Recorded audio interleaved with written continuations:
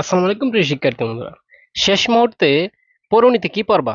পরিণীতি প্রথম পত্র থেকে তোমাদেরকে মাত্র কয়েকটা আমি এমসিকিউ দিব, পাশাপাশি সিকিউ দিব। ঠিক আছে, ভিডিওটা ধৈর্য সহকারে দেখো। অনেকে রিকোয়েস্ট করেছে যে স্যার আমাদেরকে সাজেশন দেন। হ্যাঁ, তোমরা ভিডিওটা জাস্ট ধৈর্য সহকারে দেখো, শেষ মুহূর্তে এগুলো একটু দেখে যেও। প্রথম অধ্যায় থেকে যেগুলো পড়বা, আমি 100% বলতে পারি যে এমসিকিউ গুলো প্রত্যেক বছরে প্রত্যেকটা বোর্ডে দিই দেই প্রথম অধ্যায় থেকে। ঠিক আছে, আমি যদি বলি তোমাকে যে এই যে দেখো, আমার এই শীটে অনেক এমসিকিউ আছে, বা তোমাকে আমি যেগুলো দেবো জাস্ট এগুলো একটু বেশি বেশি পড়বা। নাগরিকতা বিষয়ক বিজ্ঞান কোনটা? এটা কি যুক্তিবিদ্যা হবে? না, এটা হচ্ছে কি পৌরনীতি। কথা কি বুঝছো? এটা ভুল ছিল। সো এই এমসিকিউটা একটু ভালো করে পড়তে হবে। ঠিক আছে, আমরা যদি বলি পৌরনীতি, ইংরেজি প্রতিশব্দ কি? হ্যাঁ, সিভিক্স, এটা তো সবাই জানে। আর সিভিটাস, নগর রাষ্ট্র। ঠিক আছে, সিভিটাস শব্দের অর্থ কি? নগর রাষ্ট্র। সিভিটাস শব্দের অর্থ কি? নগর রাষ্ট্র। আর এখানে যেটা আছে এটা কিন্তু ভুল, বুঝছো? বাস। এরপরে যে এমসিকিউটা, মানুষ প্রকৃতিগতভাবেই সামাজিক ও রাজনৈতিক জীব, মানে সামাজিক আর হচ্ছে রাজনৈতিক, এই দুইটা কথা পাইলেই এরিস্টটল। এই দুইটা কথা থাকলেই এরিস্টটল। সামাজিক আর কি? সামাজিক আর কি রাজনৈতিক জীব কথা থাকলে। আমি আরেকটা কথা বলি তোমাদেরকে, এটা হচ্ছে জ্ঞানমূলকের জন্য কাজে দিবে। কারণ বলবে তোমাকে যে মানুষ প্রকৃতিগতভাবে সামাজিক ও রাজনৈতিক জীব, উক্তিটি কে বলছে? এরিস্টটল। এরিস্টটল। আচ্ছা, যদি বলি সুশাসনের ইংরেজি প্রতিশব্দ হচ্ছে গুড গভর্নেন্স। Good governance. আর পরিণীতি, পরিণীতি হচ্ছে কি? সিভিক্স। এই যে মাত্র পড়ে আসছেন আমরা, তাহলে উত্তর হচ্ছে প্রথমটা। কথা কি বলছো? বাস। এরপরে এম হোয়াইট, এটা এভাবে থাকতে পারে। ই এম হোয়াইট এভাবে থাকতে পারে, হচ্ছে এম এভাবে থাকতে পারে। এখন আমি বলি তোমাদেরকে, নাগরিকতার সাথে জড়িত সকল প্রশ্ন সম্পর্কে যে শাস্ত্র আলোচনা করে তাই কি পরিণীতি, মানে তাই পরিণীতি উক্তিটি কার বা কে বলছে? এটা হচ্ছে ইএম হুইট। এখন আমি তোমাকে একটু টেকনিকে বুঝিয়ে দিই। তুমি যেখানে পাইবা নাগরিকতার সাথে জড়িত সকল প্রশ্ন, এই দুইটা কথা থাকলেই হচ্ছে ইএম হোয়াইট। EM white. আচ্ছা, এই পরিণীতি যা আছে আমাদের, এই পরিণীতি কোন ভাষা থেকে আসছে? পরিণীতি মূলত আসছে সংস্কৃত ভাষা। এই সংস্কৃত ভাষার অপর নাম কিন্তু তৎসম। ঠিক আছে, যদি কোনো সময় তৎসম পাও তাহলে উত্তর কিন্তু এটাও হবে। কথা কি বুঝছো? আচ্ছা, এই সংস্কৃত ভাষায় নগরকে পুর বা পুরী বলা হয়, এটা কোন ভাষায়? এটা হচ্ছে কি সংস্কৃত ভাষায়।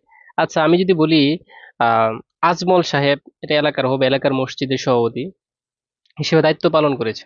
অন্যদিকে এই যে দেখুন, মেঘনাথ বাবু একই এলাকার একটি মন্দির পরিচালনা দায়িত্ব করছে বা পরিচালনা করছে। আচ্ছা, এখন কথা হচ্ছে উভয়ের পরিচালিত প্রতিষ্ঠানগুলো কি ধরনের প্রতিষ্ঠান? এটা হচ্ছে কি সামাজিক। উত্তর কি হবে? সামাজিক প্রতিষ্ঠান। এরপরে দেখো 10 নম্বরটা একটু দেখতে হবে তোমাকে, যে বর্তমানে বা বর্তমান নগরাষ্ট্রের স্থান দখল করছে কোনটা? এটা হচ্ছে প্রদেশ, বিভিন্ন প্রদেশ, বুঝছো কি? আচ্ছা, এরপরে এই এমসিকিউটা অনেক ইম্পর্টেন্ট।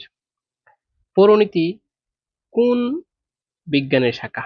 এটা হচ্ছে সামাজিক বিজ্ঞানের শাখা। এটা আসে আসে প্রিয় শিক্ষার্থী বন্ধুরা, যদি তোমাদের রেসপন্স পাই তাহলে অবশ্যই আরো অনেক সুপার টেকনিকের ভিডিও দিব। আর যদি তোমাদের রেসপন্স না পাই তাহলে তার ভিডিও দেওয়ার দরকার নেই। ঠিক আছে। আচ্ছা, এখন একটা টেকনিক বুঝি তোমাদেরকে, আবার দেখো। এই প্রাচীন গ্রিসে, হ্যাঁ, কোন অধিকার কোন অধিকার ভোগকারীদের হবে? এটা মানে বুঝছো, ভোগকারীদের নাগরিক বলা হতো। এটা হচ্ছে কি রাজনৈতিক অধিকার। আচ্ছা, যদি বলি জাতীয় রাষ্ট্রের কথা তাকলি মেকিয়াভেলি, জাতীয় রাষ্ট্রের কথা তাকলি মেকিয়াভেলি, জাতীয় রাষ্ট্রের কথা তাকলি মেকিয়াভেলি, টেকনিক কি বুঝছো?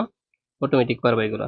আচ্ছা, আমি যদি বলি দ্য ফিলোসফি অফ সিটিজেনশিপ, এই গ্রন্থের রচয়িতা কে? EM White. EM White. মনে রাখতে পারবে না? এই প্রথম অধ্যায় থেকে আমার এই লেকচার শিটে বেশি রাখি নাই, মাত্র 50টা এমসিকিউ রাখছি। কয়টা মাত্র? মাত্র 50টা, বেশি না।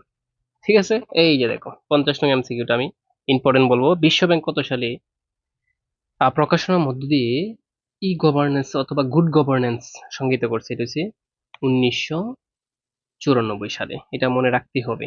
ঠিক আছে, সুশাসন কথা থাকলে বিশ্বব্যাংক। যদি বলে যে সুশাসনের ধারণা কোথা থেকে আসছে, অটোমেটিক বিশ্বব্যাংক দিয়ে দিবা। কি দিয়ে দিবা? বিশ্বব্যাংক। আমি যেগুলো বলছি এগুলো একটু বেশি বেশি পড়বা।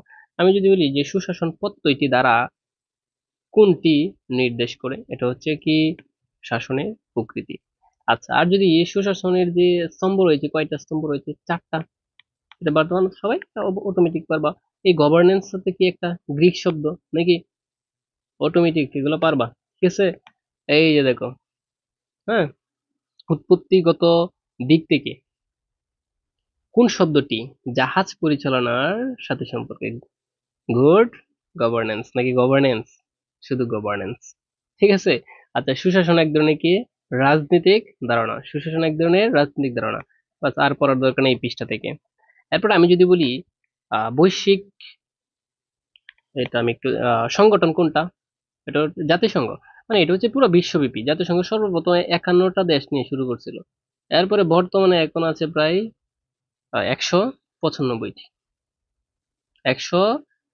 193টি প্রায় স্বাধীন রাষ্ট্রী আছে।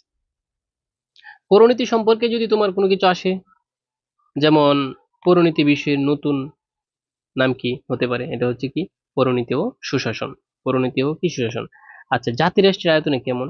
জাতি জাতিরাষ্ট্র আয়তনে কেমন হয়? এটা হচ্ছে অতি বিশাল। অতি কি বিশাল। প্রিয় শিক্ষার্থী বন্ধুরা, আমি যেগুলো দিচ্ছি জাস্ট এগুলো একটু বেশি পড়ো, আর যাদের কাছে এই শীটটা আছে এখনো, সো সবগুলো একটু দেখে যাও, আর আমি যেগুলো দিচ্ছি এগুলো একটু বেশি করে। এখন আমরা চলে যাব জ্ঞানমূলকে। এই অধ্যায় থেকে তুমি যে জ্ঞানমূলক গুলা পড়বা, ঠিক আছে, আমি দাগিয়ে রাখছি। রাষ্ট্র কি? এটা পড়বাই পড়বো। রাষ্ট্র কি? রাষ্ট্র মূলত, রাষ্ট্র এমন একটি রাজনৈতিক সংগঠন যার নির্দিষ্ট ভূখণ্ড মানে নির্দিষ্ট জমি থাকবে, ঠিক আছে, সংগঠিত সরকার থাকবে, সার্বভৌমত্ব থাকবে, এবং কি কম বা বিপুল জনসমষ্টি মানে জনসংখ্যাও থাকবে। মেইন কথা হচ্ছে রাষ্ট্রের যে 4টা উপাদান আছে না, এই 4টা উপাদান মুখস্থ করলে রাষ্ট্রের সংখ্যা পারবা তুমি। রাষ্ট্র হচ্ছে এমন একটি রাজনৈতিক সংগঠন যেখানে কি কি থাকবে বলতো? বলছি যেখানে নির্দিষ্ট জমি থাকবে, 1 নম্বর কথা। 2 নম্বর কথা হচ্ছে সরকার থাকবে। 3 নম্বর কথা হচ্ছে সার্বভৌমত্ব থাকবে। 4 নম্বর হচ্ছে জনসংখ্যা থাকবে। তার মানে এই 4টা মিলে হচ্ছে রাষ্ট্র। শেষ কথা কি বুঝছো সবাই? আচ্ছা, তো এখান থেকে এটা পড়বো। আর এরপরে হচ্ছে সুশাসন পর্ব। সুশাসন, সুশাসন মানে কি? সুন্দর শাসন। ঠিক আছে, সু মানে সুন্দর। হ্যাঁ, সুন্দর শাসন যেখানে, বাস এখানে মনে রাখতে পারো। আমি টেকনিকটা শিখিয়ে দিচ্ছি শুধু। আর এরপরে যেটা পড়তে হবে তোমাকে, পৌরনীতি ও সুশাসন কোন ধরনের বিজ্ঞান? এটা মূলত একটা নাগরিকতা বিজ্ঞান। ঠিক আছে। আর নাগরিকতা কি? রাষ্ট্রের সদস্য হিসাবে ব্যক্তি যে সম্মান বা মর্যাদা পায়, সম্মান বা মর্যাদা পায় তাকে নাগরিকতা বলে। ঠিক আছে। সুপ্রিয় শিক্ষার্থী বন্ধুরা, আমি তোমাকে বলছি, আমি যেগুলো মার্ক করা আছে বেশি, এগুলো একটু বেশি বেশি পড়তে হবে তোমাকে। এই যে দেখো, এটা পড়তে হবে 14 নং, 15 নং, যেগুলো মার্ক করে দিচ্ছি এগুলো একটু বেশি পড়তে হবে। সিবি টাস। ঠিক আছে। বাস। এরপর আমি যদি বলি তোমাদেরকে অনুধাবন দিয়ে দিব। আচ্ছা, এইটা পড়তেই হবে। ঠিক আছে। সুশাসনের মূল ভিত্তি কি? মূল ভিত্তি হচ্ছে কি রাজনৈতিক প্রক্রিয়ায় নারী ও পুরুষের সমান অংশগ্রহণ। ঠিক আছে। আর রাষ্ট্রবিজ্ঞানের জনক কে? এরিস্টটল। যেহেতু তুমি রাষ্ট্রবিজ্ঞান মানে পরিণীতি আসছে রাষ্ট্রবিজ্ঞান থেকে, কথা বুঝছো? তার মানে পরিণীতির এই বইয়ের ভিতরে সব রাষ্ট্রবিজ্ঞান নিয়ে কথা। তার মানে রাষ্ট্রবিজ্ঞানের জনক কে? এরিস্টটল।